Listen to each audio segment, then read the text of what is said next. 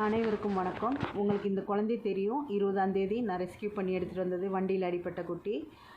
2 நாளுக்கு ஒரு தடவை ட்ரெஸ்ஸிங் பண்ணிகிட்டே இருக்க சொன்னாங்க. அப்படி தாங்க பண்ணிகிட்டே இருந்தேன்.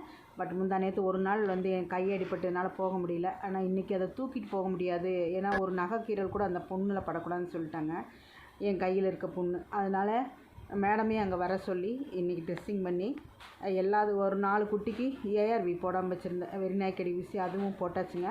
இந்த குழந்தைக்கு கால் எடுத்தே ஆகணும். இல்லைனா இப்படியே இருந்தால் 4 மாதம் ஆகும். பட் ஆனால் சீக்கிரமாக காயாது. ஏன்னா நரம்புகள்லாம் கட்டாயிருக்கிறதுனால ரொம்ப நாள் ஆகும்.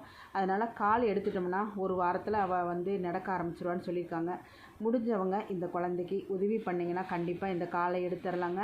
அதேமாரி பட்டு உங்களுக்கே தெரியும், நான் ஸ்ட்ரீட்லேருந்து எடுத்துகிட்டு போய் வச்சுருந்தேன். ஏன்னா அவளை கொண்டு ஒரு இடத்துல கொண்டு போய் குட்டிகளோடு விட போனாங்க. நான் சண்டை போட்டு நம்ம குடியில் கொண்டு போய் வச்சுருக்கேன். இவளுக்கும் கருத்தடை பண்ணணும்.